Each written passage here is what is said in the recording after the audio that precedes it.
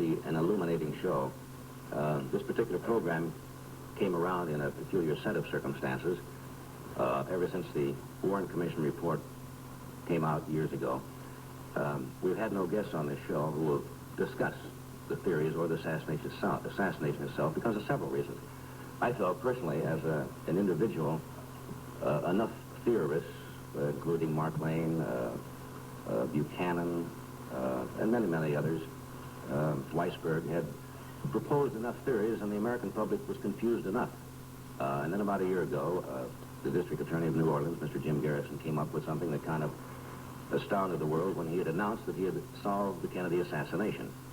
Mr. Morse Albin, our guest last week, in the course of the conversation, I asked him what he was doing, and he said he was now an investigator for Mr. Garrison's office in New Orleans. And before we knew it, we were talking about some of the theories and so forth. I think I mentioned at that time I was getting a little weary of listening to theories, and he mentioned that Mr. Garrison had new and vital information. From that point, I said on the air that night, and I don't know this exact wording, but in substance I said, if Mr. Garrison has new and vital information that would in any way change the evidence, credible evidence in the case, we would be delighted to have him on the show. We heard from Mr. Garrison by wire, accepting our invitation, saying that he did have, in fact, new evidence that would cast a different light. And for that reason, we invited him on the show tonight. I hope not to add more confusion. I hope in some way to illuminate what has been going on. Would you welcome, please, Mr. James Garrison.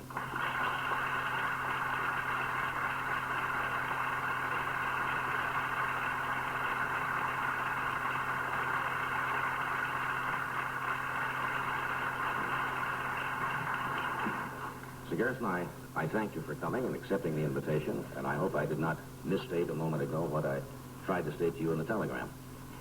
Well, thank you for inviting me, Johnny. It's an honor to be here, and I think your curiosity and your fairness are in the interest of the American people. Well, as you know, I'm not legally trained or law-oriented, and at one time NBC suggested it might be of some value to have legal counsel out here, and I did not want to do that for the main reason I thought it might look like we were ganging up on you, like this was going to become another showdown or something. And I thought, as a layman and an interested citizen of the country, it might be a little more casual atmosphere if we just talked in this way, and I hope it's all right.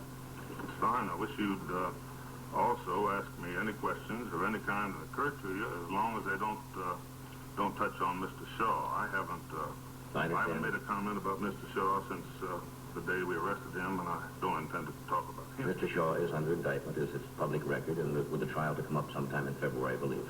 We hope. We hope. All right. Is it all right with you if I, first of all, maybe give a little chronology of some of your statements concerning By all the means. case? By all means. A year ago, I believe it was, in February, you announced that you had solved... Now, this, of course, is not all of the statement of the particular day, but parts of it, if it applies. You announced that you had solved the Kennedy assassination. I have no reason to believe that Lee Harvey Oswald killed anyone in Dallas on November 22nd, 1963. That was a news conference a year ago. Then, in an AP interview in May, you said the president was killed by a bullet that was fired from the front. There was a crossfire situation set up which involved at least two pairs of men in the front. They had at least one man in the back who was shooting and another man engaged in a row in Daley Plaza in order to aid those who had guns. That was an AP interview in May. From a television interview in May, these are your quotes, I believe, there were 5 of them. 3 behind the stone wall and 2 behind the grassy knoll, and they're not quite out of sight.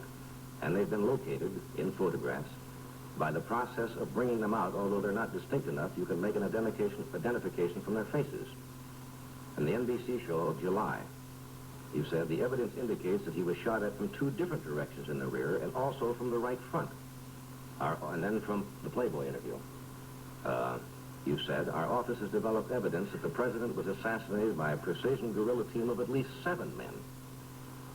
December news conference, you said it was very large and very well organized in talking about the conspiracy, you said. An infinitely larger number of participants than you would dream. Press release in December. You say one man may have fired from the sewer in Dealey Plaza, but the development of the likely use of forces of the drainage system does not conflict with a picture of the other major shooting points.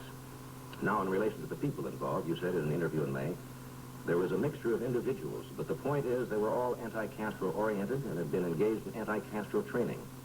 For an NBC in July, you said, the assassins were men who sought to attain a radical change in our foreign policy, particularly with regard to Cuba, individuals who were once associated with the CIA, the Central Intelligence Agency. In a UPI release September, you said, it was a Nazi operation whose sponsors included some of the oil-rich millionaires in Texas, and elements of the Dallas police force are clearly involved. January press release, the involvement of high officials of the United States government in the affair becomes more and more apparent. Isn't that terribly confusing? And don't you seem to be riding off in all directions? It seems like it, doesn't it? Let me yes, ask you, it certainly does. Right. Let me ask you first, how many hours do I have to answer this list you just went over? Well, I know that we have the rest of the program this evening. I understand that we can't sit here and completely recreate or theorize on what happened, but I just wanted to get the chronology of the statements. Well, let me see if I can put this in focus. If I were to say, for example, that an elephant has a tail, and he's gray, and he has 4 legs, it would be possible for somebody to point out, just a minute, you just finished saying an elephant had a tail, now you say he has 4 legs, and now you say he's gray. The point I'm making is that each of these factors is a characteristic of one being, and in a complex situation like this, it's possible to be standing at a different point of view and describing different aspects. For example, we find that in the group which killed John Kennedy, there are indeed Latins as well as Americans. It is also true... You say we find. Excuse me if I do interrupt, so we don't get out of context. We have identified. You say you have identified yes. and have proof as a fact? Yes. All right. All right. Secondly, we have found that the Central Intelligence Agency, without any question, had individuals who were connected with it involved. You have absolute facts and proof of that? Without any question. Right. I wouldn't say so otherwise. Third, we have found that a number of these individuals are, in their particular political orientation, reactionary. Now, that doesn't mean that there was any single conservative group involved, because there was not. But if I'm talking at one press conference and I'm asked, what is the political cast of the individuals involved, I may say, well, as far as the spectrum is concerned, the number, we found a number who were reactionary. Later on, a month or so later, I might be asked, have you found any Latins involved? I answer yes. So it seems like each one is a different answer, but essentially it's the same. In other words, there hasn't been a great deal of change in the matter as we see it in the last 9 or 10 months. Certainly there have been refinements. My God, an investigation is a developmental thing. If we didn't know more about it now than we knew 30 days ago, we wouldn't be doing much. Yes, there are changes. When you say these things, Mr. Garrison, as we have found, and it comes out in print, people accept this as an established fact. And you say it's an established fact, but it has not been proved in any court of law, has it? I mean, this is what you are theorizing or saying, but in fact has not been proved. Is that true? It's partly true, except that I'm not theorizing. I'm telling you what we know to be fact as far as court of law. But nobody else seems to. Seems to what? Seems to know that as a fact. But nobody else has looked into it. This has never been investigated before. It wasn't investigated by the federal government. That was no attempt to investigate. That was just an operation to conceal the evidence, to conceal what happened. This is the first investigation they've ever had in the case. What would you call the Warren Commission? I would say that the function of the Warren Commission was to make the American people feel that the matter had been looked into, so that there would be no further inquiries, so that the American people would not find out the involvement of elements of the Central Intelligence Agency, and so that they would think the matter was closed. For what possible reason would they wish to do that? First of all, I have to identify my answer now as speculation, because you're asking me to go inside of their minds. I think that they could answer this better than I. But if you want to know my opinion, I will say it was probably presented of them as a matter of national security. I'm sure they rationalized it in that way, because these aren't evil men. These were essentially good men. But the fact remains that their conclusion was totally untrue, patently untrue, and they had to know it. In my judgment... That's your opinion. I think that there is not one person in the United States, Johnny, who has gone through the 26 volumes of the Warren Commission inquiry who does not recognize that the conclusion of the Warren Commission was totally false. Totally. You say you don't believe there's one? I don't think there's one who's gone through the 26 volumes, no. Well, I could give you a list of them. Go ahead. Here are the people who came to the conclusion that no evidence of conspiracy existed was reached independently by the following persons. Dean Rusk, Secretary of State; Robert S. McNamara, Secretary of Defense; Douglas Dillon, Secretary of the Treasury; J. Edgar Hoover, Director of the FBI; John McCone, Director of the CIA; James Rowley, Chief of the Secret Service; and Attorney General at that time, Robert Kennedy. The investigation was under the supervision of the Commission, was conducted by approximately 30 attorneys selected from 12 states, and included professors of law, prosecutors from federal and state law enforcement agencies, and the former police commissioner of the city of New York. In addition, numberless FBI and Secret Service agents conducted various phases of the investigation and submitted over 25,000 reports. Now, when I read what you say, are you asking the American public to believe that all of these men are of such low intelligence or could be so easily duped and not know the facts? I can tell you that none of them have read the Warren Commission, or they wouldn't be taking that position. Now, I don't pretend to know what motivates these distinguished men, but I can tell you that I'm no longer impressed by the title of a man, and the fact that he's important in Washington doesn't mean a thing to me, because I've seen what the members of the Warren Commission did. For example, they concluded that Lee Oswald was the lone assassin, and the evidence is clear that Oswald never fired a shot. Never fired a shot. So the fact that you could give me a list of 1,000 honorable men, and that wouldn't change the fact. That doesn't make it so. Didn't the Warren Commission say, insofar as we were able to determine Lee Harvey Oswald acted alone, and if there were other assassins, we were unable to find them? I think they probably... There is a difference, isn't there? I mean, categorically saying one thing. The difference is kind of marginal. I'd say there is a saving clause when they add those words, but I think it's much more significant when you consider that the major question by the summer of 1964 was from how many directions was John Kennedy hit, and which shot was the fatal shot, and where was he hit. Now, 18 colored pictures were taken of the autopsy, and 12 black and white, and not a single member of the Warren Commission looked at it. Not one of them looked at it. And surely the reason for that must be that they knew what they would see. Not a single member looked at it. So consequently, right now, today, these men have not looked at the evidence which shows that the President of the United States was killed by a shot in the front. On the other hand, there is evidence available to the people of this country, if we can just get it presented to them, that shows that the president was killed from the front, and that is the Zapruder film. The Zapruder film was taken on the 22nd and shows the assassination. And it shows that John Kennedy was hit from the front with such force that he has nearly blasted out of the back of the car. Yet it's 4 years since the assassination, and no one here has seen the Zapruder film. Nobody in the country listening to us has seen it, and they probably never will. And the reason they probably never will is because if you look at the Zapruder film, you know without any question that the president was hit from the front. The question is, if all these honorable men are telling the truth, and if they really have looked into it, why is it that NBC, for example, I know NBC would love to show it, why can't NBC show the Zapruder film?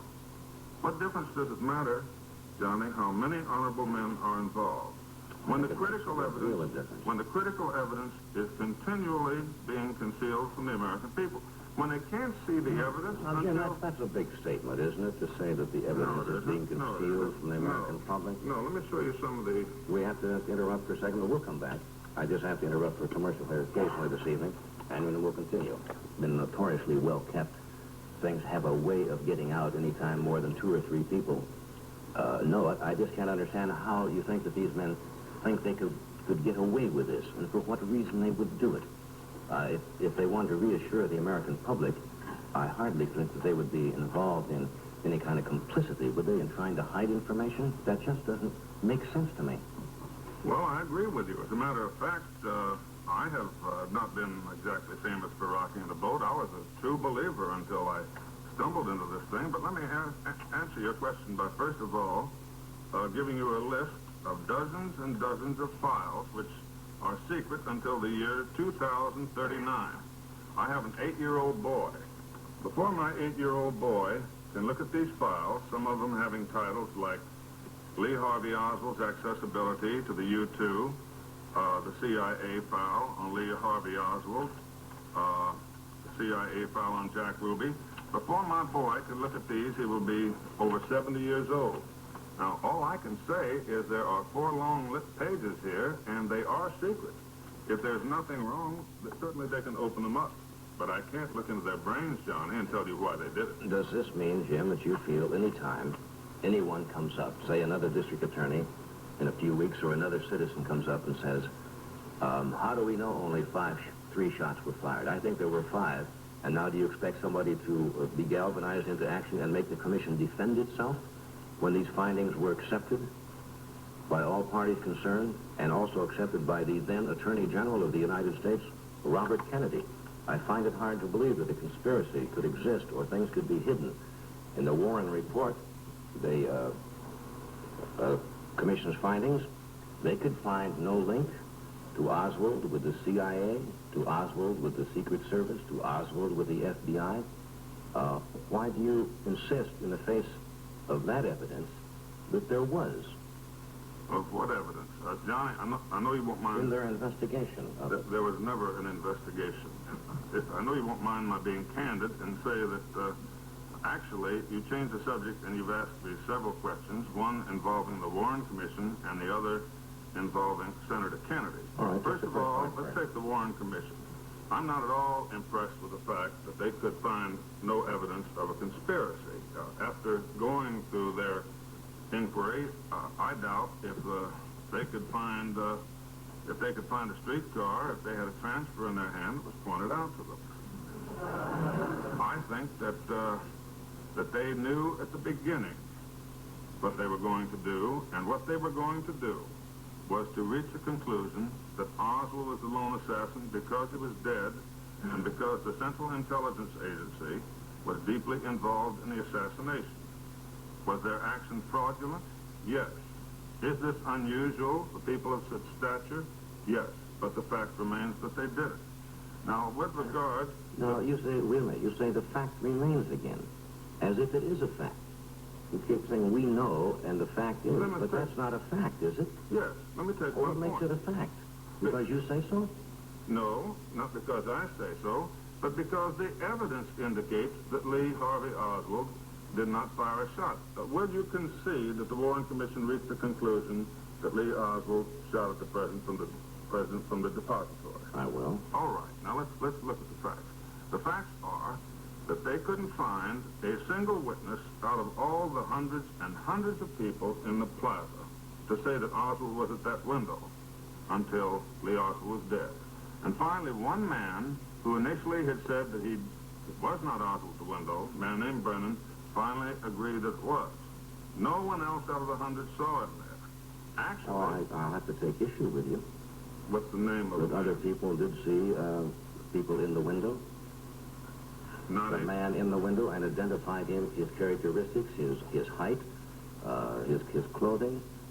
No, that's not correct. If you're talking about Arnold Rowland, he said that the man in the window had on a yellow shirt, and he had another, there was another man, a very dark man with him. The first part of his statement does not point to Oswald because he had a dark maroon shirt on, and further it points away from the lone assassin. No one else other than Brennan indicated they saw Oswald in the window. And Brennan himself said it was not Lee Oswald at first. Well, he described the man, and that broadcast was put out for a man of that description. And when he was shown Oswald's picture, he said it was not Lee Oswald. That was his first position. That was his first position. Can you name anybody else who saw Oswald in the window? I would have to take out the report. Yes, there were other people who saw a man up there and gave a description of him, and that was why Oswald was was picked up. If you take the afternoon paper of Dallas on November 22nd and read the statement, for example, made by Otis V. Campbell, who was vice president of Book Depository, you will read that after the assassination, he went inside the book depository and he saw Lee Oswald on the first floor. If you read the statements of Officer Marion Baker and Roy Truly, you will read that they came running in shortly after Campbell went in, and in running up towards the roof, they saw Oswald on the second floor. If you look at the fingerprint results for the rifle, you will find that Oswald's fingerprints were not on the rifle. Just a palm print. The palm print was not confirmed by the federal government either. That was an announcement for the Dallas police. You'll also find that no test was ever made to see whether the rifle was fired. You will also find the young lady named Vicki Adams, if you look in volume 12, was on her way down from the fourth floor during the time that Oswald is supposed to have descended, and no one passed her at all. Jim, aren't what you're doing, and I'm not saying all of these things are factual, aren't you taking inconsistencies in testimony during the emotion of the time, even self-contradictory testimony from even sometimes the most truthful of witnesses, and using that as tainting everything else that is very well explained? Can we come back and follow that up in a moment? I have to stop here for a second. We'll have a conversation with Mr. Garrison in just a moment. I will agree with you, but you want to go right ahead and make this point first, and then I'll... Yes, let me answer your last question. In effect, you said, aren't you taking advantage of the fact that many witnesses were excited, at the moment, and confused, and so forth? Let me reply that I can't change the fact that it was an unusual moment, and there were many people who were emotionally affected by what happened.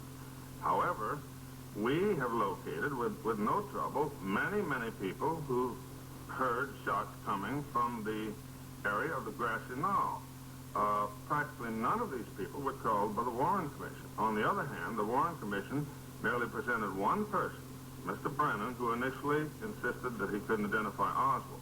I'm simply saying that whether they were emotionally affected or not, they should have called in some of the others so that they could have found out what happened. For example, among the many, many people who heard shots coming from the area to the west of the book depository are Dorothy Ann Garner, Otis Williams, Otis Campbell, Mrs. Avery Davis, Mr. and Mrs. Newman, Mrs. Dolores Kunos, Stephen Wilson, Danny Arce, Jim Hicks, and many, many others. Practically all of these people were ignored by the Warren Commission. My point is, they didn't look into it because they didn't talk to anybody who heard the shots coming from anywhere else. In other words, they didn't want to hear a thing that did not incriminate Lee Oswald. Isn't it a fact that many people, depending on where they were standing that day, heard shots coming from where they, in relation to where they were standing, and then the unique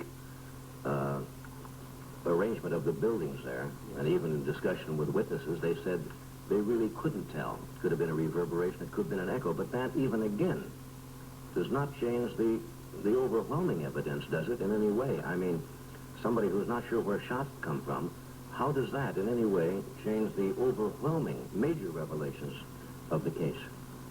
First of all, there is no overwhelming evidence that Oswald shot from the book depository. The only evidence available indicates that he did not. Furthermore, of all the major conclusions reached by the Warren Commission, the only one that's true is the conclusion that Jack Ruby shot Lee Oswald. And they had to say that because everybody in the country saw it. In your opinion, that's the only conclusion they reached, Jim. Hardly the major conclusion that many reasonable people have accepted. Now, you cannot say that that's the only conclusion they came to. They came to many conclusions, or what presumably, or what possibly did happen with all credible evidence available. Having gone through the 26 volumes, Johnny, I can say that it is not possible for a reasonable man to conclude that the Warren Commission was right. Well, then you are accusing, if you say there is a conspiracy involved in this, doesn't it have to be one amazing conspiracy, Mr. Garrison? I mean, if you say this is a conspiracy, doesn't this have to involve the CIA, elements of the Dallas police force, the doctors at Parkland, the doctors at Bethesda, the members of the Warren Commission themselves, the district attorney? Doesn't this have to involve all of these people? No. Now, let me answer this and get this clear once and for all. The doctors at Parkland concluded that the shots came from the front. To the last man, Dr. Perry, Dr. McClellan. Dr. McClellan's... Why did they come to that conclusion? Because they looked at the body of the president. Now, let me finish this point. Well, they didn't turn it over, did they? But, John, if there were shots from the front, what difference does it make if there were shots from the back, too? Oswald was behind the president. He can't produce shots from the front. Well, Mr. Garrison, you say that they all agreed there were shots from the front. In the confusion of the autopsy, all the doctors involved, and after speculation, including Dr. Perry, admitted that they did not, at the time, there were the huge penetrating wounds used. Some people have changed that to entrance wounds. They were involved in saving the president's lives, but all of the doctors agreed at Bethesda and the final autopsy that the shots came unequivocally from above and behind the president. This is not the conclusion of all of the doctors. For example, if you will look at Commission Exhibit 392, you will see the cause of death written down at 4:45 on the afternoon of November the 22nd by Dr. McClellan, and he says the cause of death was a gunshot wound of the left temple. Everybody who has a Warren Commission in their library can go look at Commission Exhibit 392, and they will see a gunshot wound to the left temple. Was that the doctor at Parkland? Yes. But that wasn't the final autopsy, and that was not the final autopsy after you had a chance to do it correctly. That was done very quickly, under great strain, with trying to remove the president's body from down. I think, Jim, and I'm sorry, and I don't want to throw something at you and then cop out on it, but I think we're starting to rehash things that have been rehashed so much. Why don't we go on to this new evidence that you... Fine, but I must say this. When you talk about an autopsy being performed correctly, I take it you're talking about Commander Hume's autopsy. I'm talking about the doctors at Bethesda who all agreed. Yes, this is certainly the first autopsy in history in which the doctor performing it found it necessary to burn his notes afterwards. Now, I don't know what he did that caused him to burn his notes, but I can't view that as a correct autopsy. Is that a fact? Of course it is. It's admitted in the Warren report. Now, let me go to something else. Let me show you, with a few examples, the technique that the federal government used to distort and conceal evidence. For example, one of the... You know, again, when you say, let me show you methods, and I hate to interrupt, but when you make a statement that let me show you methods that the federal government used to distort, that is not a fact, is it? Is this what your opinion is, or the way you think it happened? Well, now, you understand that I'm a human being, and it's very difficult for any human being, including a scientist, to speak with total objectivity.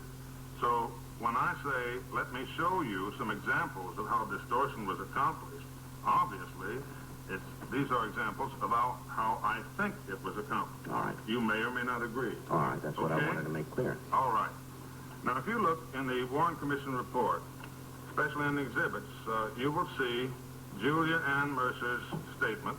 Is an affidavit sworn to on the station that indicates the Sheriff's Department, County of Dallas. And the fact, as is described in the Warren Commission, indicates that Julia Ann Mercer, an hour or so before the assassination, was proceeding by the grassy knoll when she was stopped by traffic. And she happened to be next to a truck. A young man was getting out of it with a rifle. And she was stopped where she had to look inside and see the driver. Now, the Warren Commission exhibits indicate to you that she could not see the driver clearly and that this truck had air conditioning written on the side.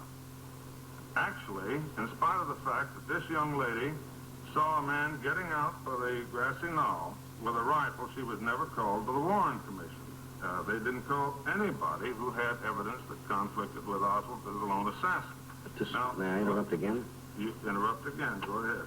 You say, despite the fact that she saw a man get out with a rifle. Whose fact is that? Well, I'm about to read from the affidavit, and then you can tell. All right. Okay. In her affidavit, she says, on the driver's side of the truck, there were printed letters in black, oval-shaped, which said air conditioning. She said, I could not see the driver too clearly. And then it has her signature here, and then it's certified to by Indoor Republic. When I showed this to Julia Ann Mercer, she stated this: the signatures on this affidavit are not mine, but are very good imitations. except that the capital A is not close. Incidentally, this is published in the Warren Commission. Decker Exhibit 5323. I did not sign anything of this kind, and furthermore, there was no woman present at any time when I was questioned. It is not true that the truck had air conditioning printed on the side. I repeatedly stated that there was no printing on the side. I did not say that I could not see the driver too clearly. The fact is that I looked right in his face, and he looked at me twice. This is why I was able to recognize him when I later saw him shoot Oswald on television. In other words, she was stating immediately that she recognized the driver of the truck, from which the man got out with a rifle, as Jack Ruby. As a matter of fact, she stated, and her signature's right here, that within 24 hours after the assassination, the Federal Bureau of Investigation was showing her pictures, which included Jack Ruby.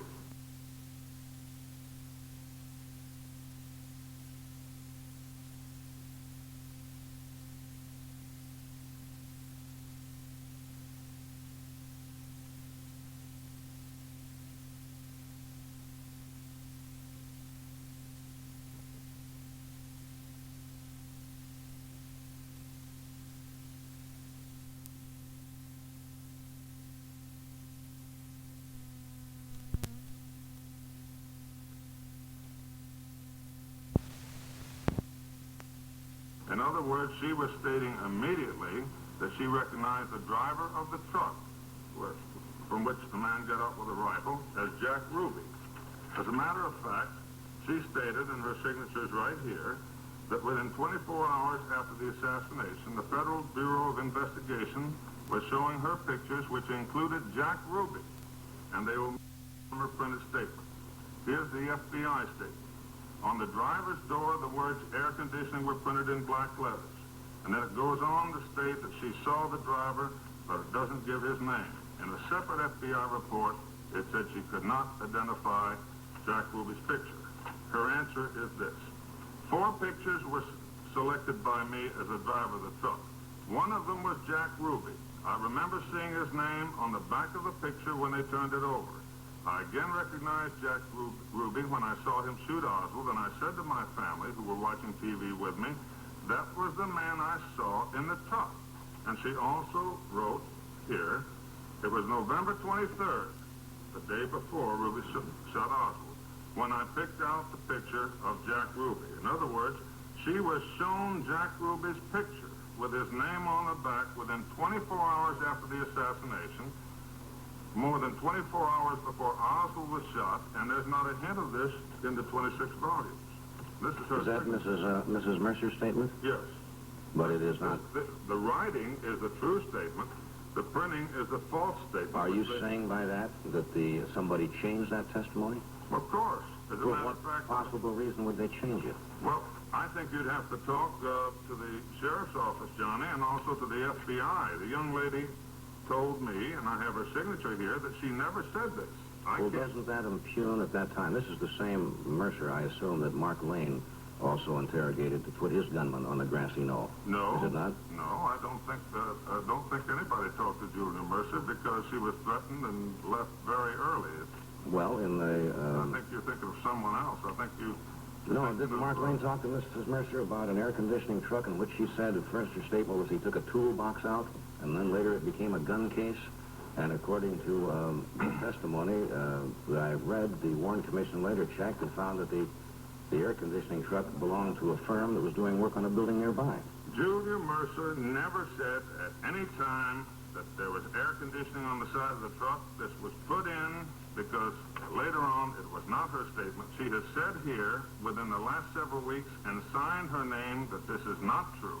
It's a false affidavit. Her name was forged, and it was Jack Ruby driving the truck. Isn't also Mrs. Mercer's statement one of 60-odd also statements, depositions taken by the FBI by other people who saw at one time or another there, people carrying guns, riding various cars, and that were also taken by the FBI? I don't know about all that. Look, let's don't get away from the point. No, but let's put it in context. No, put it in any context. The point is this lady saw Jack Ruby driving a truck. She says she did. She says she did. That doesn't make it a fact, does it? What time does this take place? I don't mean to sound like an interrogator. I'm only asking questions I don't understand. Well, what time was this supposed to have taken place? About an hour before the assassination. But look... but at that time, Jack Ruby was in the office of the Dallas Times. How do you know? How long was he there? Well, he was there between 11 and 11:30 placing an ad for a master of ceremonies for his club. Aren't you aware that there was a space gap between the two newspapers? When he went from one to the other, a 20-minute space gap, and they don't know where he was? But you're going to put him in a truck. No, I'm not going to put him anywhere. The point is, she was there. But does that not implicate the Dallas police? I think you would like pictures better. No, but doesn't that implicate the Dallas police? They're implicated. How do you think they did it? How do you think they did it? Well, I don't know. Have you taken anybody to court? How can you accuse the Dallas police of being involved? All right, just one question at a time. You can be free to... I'm sorry, I didn't mean to. An advertisement again? Not an attorney. Okay. We got to have some money to keep this thing going. Let me just make this one point. You said that the cases aren't coming up. Let me answer by saying, in the land of the blind, the one-eyed man is king. Nobody else has charged anybody. We've made 3 charges. One man has been convicted. We're trying to get the other man to trial. He postponed the case for 6 months. And was convicted of perjury, wasn't he? Yes, but it's really the case. And a third man is fighting extradition. We're going as fast as we can, John, with 5 men. Remember, it took 6,000 men to do nothing. We're moving with 5. If it's a little bit slow, I apologize.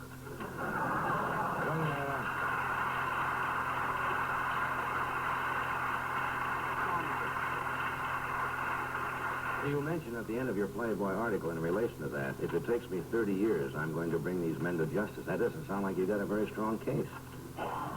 Can this go on forever?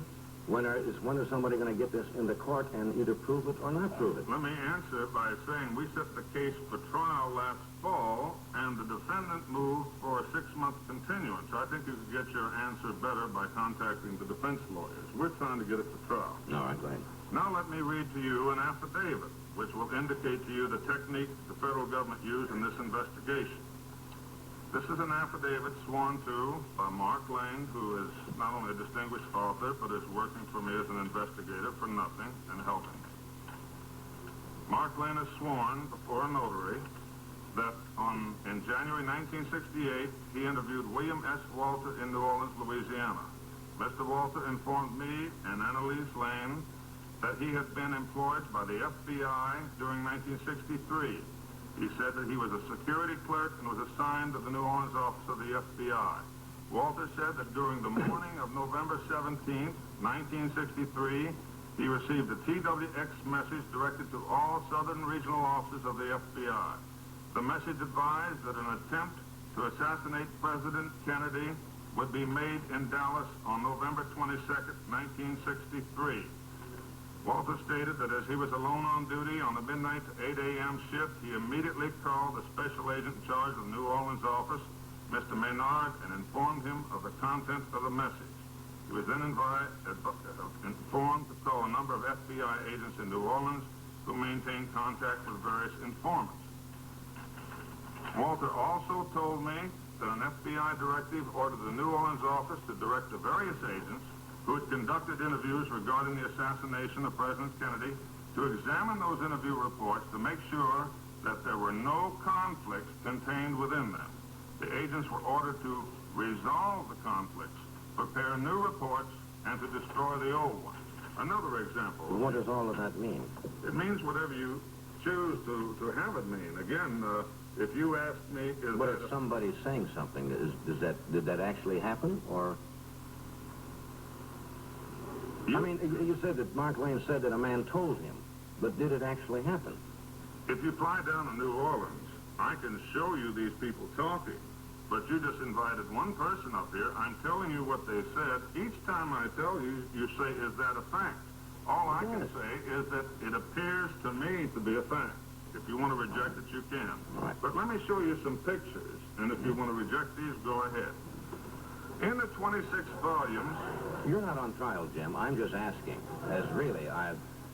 Yeah, but I'm afraid another advertisement may be coming up. You're right about that, too. In the 26 volumes, there is no reference to any serious sort of arrest. There are a couple of references to short dialogues, and then the indication is that the man wasn't of any value or any importance at all. Actually, at Dealey Plaza, there were 10 men arrested, and this has been kept secret for more than 4 years. Here are the pictures of 5 of them being arrested, and they've never been shown before. Well, I don't know. Several of these men arrested have been connected by our office with a Central Intelligence Agency of the United States government. The probability is that this is why Officer Tippit was killed. Is this speculation? Positively, and I want to identify it as that. But the probability appears to be that the killing of Tippit was the diversion which allowed them to turn loose these 10 men. Here's some more. And here's another one. It won't show, Jim. But why aren't they mentioned? Why aren't they mentioned? They're not yeah, but mentioned you at say all. speculation and the probability. No, just a I minute. don't understand. Who's suppressing all of this information? On whose order? I'll tell you who's suppressing it. The federal government is suppressing it. Who in the federal government? The administration of your government is suppressing it because they know that the Central Intelligence Agency... On whose order? On the order of the President of the United States. Who do you think issued... Let me finish now. I didn't say a thing. Before the advertisement. The executive order, which forbids every person in this audience and every person listening to this program, which forbids them to look at this evidence until September in the year 2039, was issued by the President of the United States. Does that answer your question? He's suppressing it. For what possible reason? Why don't you ask him, John? I know what he said.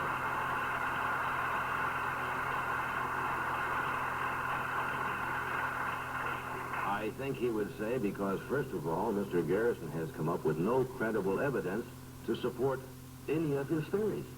Well, let me reply to that I am not allowed, as an attorney, to come up with evidence until the case comes. Why don't they just let me fall on my face? Are you willing to say tonight, when your trial comes up, that you'll secure a conviction without the shadow of a doubt? I cannot make a statement which would reflect on Mr. Shaw. Since the day we charged him and arrested him, I have not made a statement which inferred that he's guilty, and I cannot infer that now. But I am trying to tell you that there is no question as a result of our investigation that an element of the Central Intelligence Agency of our country killed John Kennedy, and that the present administration is concealing the facts. There is no question about it at all. That is your opinion? No, it is not. I know it, and if you will just wait, you will see that history will support this as fact. Escape.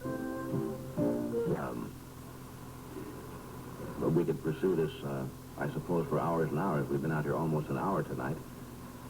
And I have to say, as a layman, I am still quite confused. I don't understand, as you say, this will come to trial eventually, but it could be years, could it not? Not as far as we're concerned. We're pushing for trial now. There won't be any continuances asked for by my office. Could I ask you one other question? When the evidence against the commission, which you have nothing to do with and refute, I guess, almost in toto, outside of that Ruby killed Oswald. But in lieu of that evidence,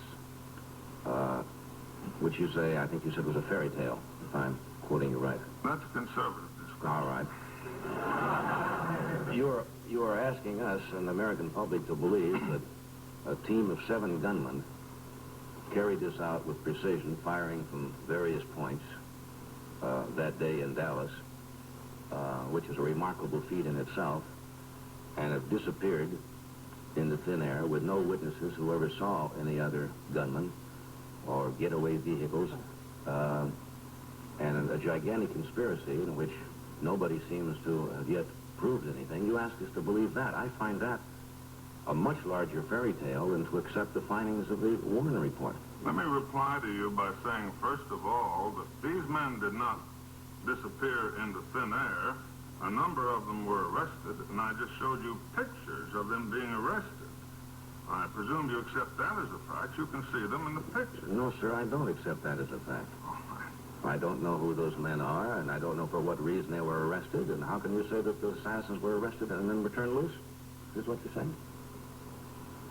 Some of them were arrested, yes. Now, let me go on. And then were subsequently turned loose? They were turned loose later in the afternoon. Now, yes, let me go to the second point. The second point is, you point out again the fact that you've seen no evidence and the matter doesn't seem to come to trial. We are pushing for trial, and there's nothing more we can do than try to get the case to trial. Let me sum it up by saying, am I asking the people of America to believe this? I'm doing more than that. I'm trying to tell the people of America that the honor of this country is at stake. And if we don't do something about this fraud, we will not survive. And there is no way to survive if we don't bring out the truth about how our president was killed 4 years ago. And the investigation by the Warren Commission wasn't even close. It wasn't even close. We'll be back in a second.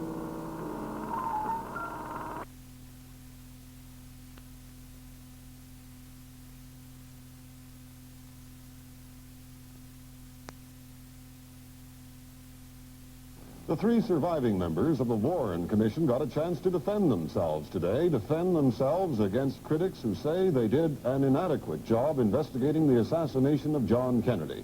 The best known of the three, former President Gerald Ford. He says the Warren Commission did a thorough job, and he's yet to see any evidence that conclusively proves the Warren Commission wrong. I do not believe that if there was any association between some CIA officers and members of the underworld, that would have changed the conclusion of the Warren Commission. However, had the Warren Commission known of any assassination plots directed against Castro, this might have affected the extent of the commission inquiry. In other words, if we had known of these assassination plans or attempts by an agency of the federal government, it certainly would have required that the commission extend its inquiry into those kind of operations by an agency of the federal government.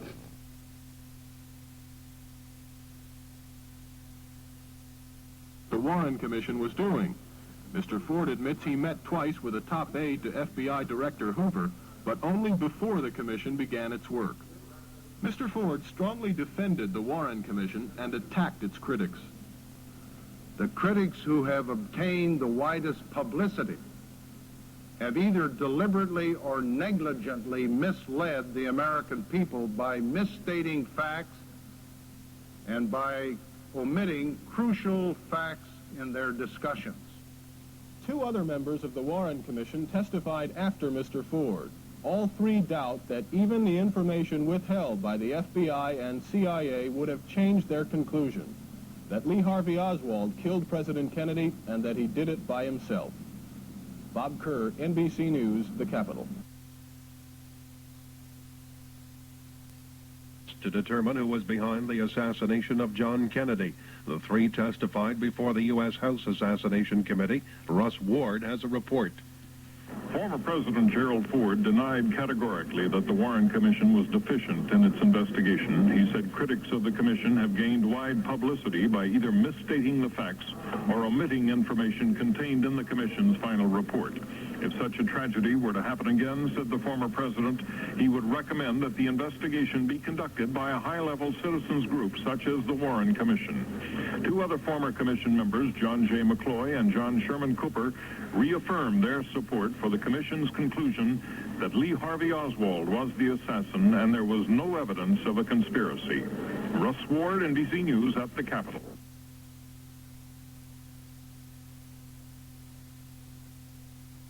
Kill Fidel Castro. Ford said the commission didn't know of the plots when it ruled out the possibility of a conspiracy behind John Kennedy's assassination. Ford agreed that with this knowledge, the commission would have broadened the scope of its investigation. but he voiced doubt that such an inquiry would have changed the commission's basic conclusion that Kennedy was shot to death by a lone assassin, Lee Harvey Oswald. Ford is one of only 3 still living members of the commission set up by Lyndon Johnson a week after Kennedy was murdered.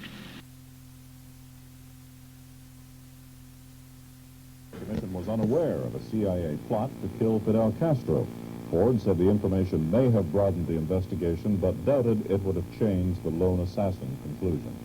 Get known of these assassination plans or attempts by an agency of the federal government, it certainly would have required that the commission extend its inquiry into those kind of operations by an agency of the federal government.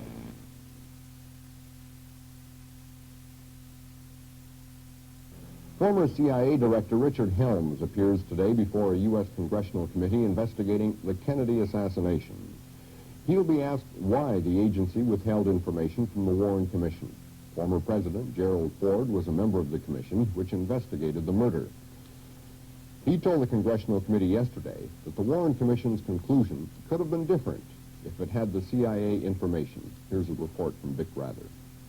The 7-member Warren Commission included a young Congressman, Gerald Ford, who became one of the main proponents of the lone gunman theory. After 14 years now, former President Ford told the committee that he still feels the theory was right and the commission did a good job. I categorically deny that the investigation of the assassination was deficient. To date, I have seen no new evidence that would change my views as a former member of the commission. Mr. Ford admitted the commission never knew the FBI and CIA were withholding some evidence that might be embarrassing, such as reports on CIA assassination plots against Castro and the FBI's destruction of a threatening note from Lee Harvey Oswald. I think we might have been helped by that information, but I don't think it would have varied our commission's conclusions. Later, the 2 other surviving members and the commission's former chief counsel also expressed concern about what they hadn't been told in 1964.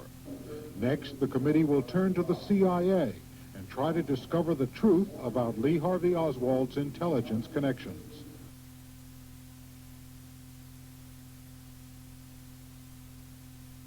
The deputy chief at the agency when President John Kennedy was assassinated in Dallas appeared before the House Assassinations Committee today looking into Kennedy's death. Richard Helms was a deputy director of the CIA in 1963. He now says he regrets not telling the Warren Commission that there was a CIA mafia plot to kill Premier Castro, but he insists that others who knew about it could have spoken up. Was it a conscious decision on your part not to inform the Warren Commission, or was it just something that you didn't think should be done at the time? It never occurred to me. I think it was a mistake, no doubt about it. I think that we should have shoved the whole thing over. I would have backed up a truck and taken all the documents down and put them on the Warren Commission's desk.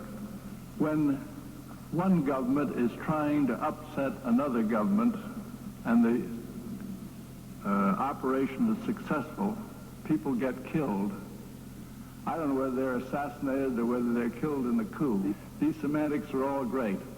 I simply want to say that there isn't a chief of state or a chief of government in the world today who is not aware of the fact that his life is in jeopardy. He takes every possible precaution to guard himself.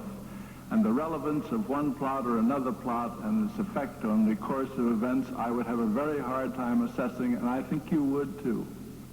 What possibly could have been the moral justification for the CIA entering into an alliance with the mafia There was none. to execute the president? I have apologized for this. I can't do any more than apologize on public television that I was an error in judgment on my part. The CIA had information about Lee Harvey Oswald 4 years before the assassination, when he defected to Russia. But Helms says that as far as he knows, the information was never pursued. Bob Kerr, NBC News, the Capitol. Committee investigating the killing of President John F. Kennedy has been focusing on Lee Harvey Oswald. Now the committee is looking for more information on Oswald's killer, as ABC's Vic Ratner tells us. When Lee Harvey Oswald was shot and killed by Jack Ruby, the idea of two lone, unconnected assassins was more than many people could accept.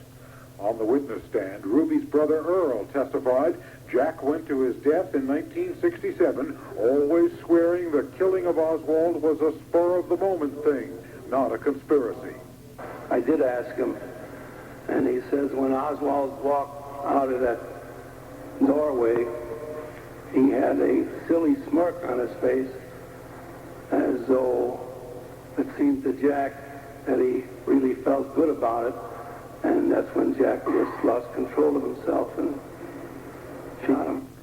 The committee has records showing Ruby made an unusually large number of phone calls to organized crime figures in the weeks before the assassination. Committee lawyers are seriously examining whether Ruby might have been involved in a gangland plot to assassinate the president and then silence his killer. Vic Ratner, ABC News at the Capitol. The Nations Committee heard testimony suggesting a well-known gangland figure may have had advanced knowledge of a plot against the president. Britt Hume reports. There were bodyguards around Jose Aleman because the Cuban exile had told the committee last night he was scared. Scared because of what he was to say today in public and under oath about alleged mafia leader Santos Traficante. The two men had met in a Miami hotel in the summer of 1963 and talked of President Kennedy. He said, you see, this man, he's not going to be reelected. He's been a man that has been giving everybody a lot of troubles, and he's not going to be reelected. I said, he has a lot of Democrats backing him, and so far it looks very well. And what, if anything, did he reply? Well, he said, Jose, he's not going to be reelected. You don't understand me. He's going to be hit. Aleman said he was unsure at the time what Traficante meant by hit, but became troubled after the Kennedy killing and informed the FBI of the conversation, only to be told not to worry, that Lee Harvey Oswald had acted alone. Santos Traficante himself will be the committee's witness tomorrow morning. In a previous appearance, he took the Fifth Amendment on all questions about the Kennedy assassination. But the committee has now obtained immunity from prosecution for Traficante, which means the committee can insist that he either testify or face contempt of Congress. Britt Hume, ABC News, on Capitol Hill. Cuban and underworld links to the slaying of President Kennedy. Jim McManus has that story.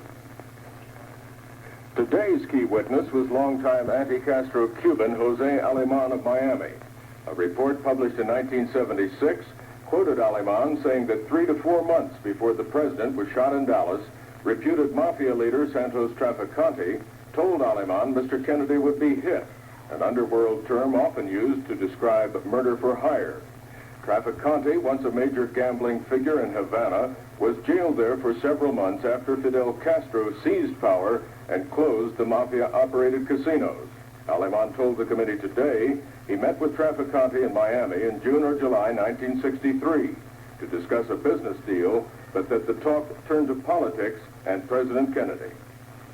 Well, he said, Jose, he's not going to be reelected. You don't understand me. He's going to be hit. This time, Aleman offered a different interpretation of Traficante's alleged remark that Aleman told the FBI in 1963 and the committee investigator last year. Well, it's going to be hit with a lot of votes from the Republicans or anything like that. I didn't have any idea at that moment. That's why I want to bring these to the committee.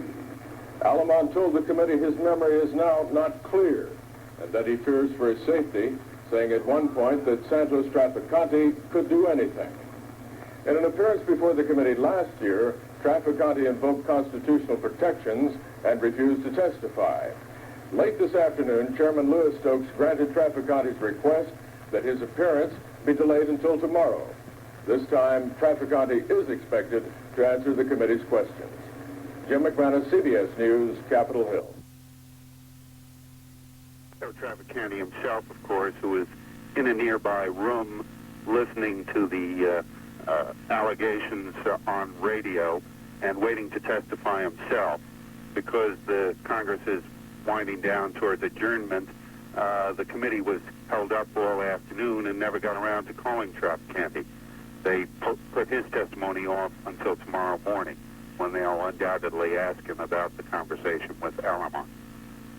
The others who testified today included an old friend of Jack Ruby, a gambling operator named Louis McWillie, who worked in Havana at one time, and testimony about Ruby's visits to Havana in 1959 was brought out then. Did the story sound far-fetched, or was the question rather, how come we haven't heard from these characters before?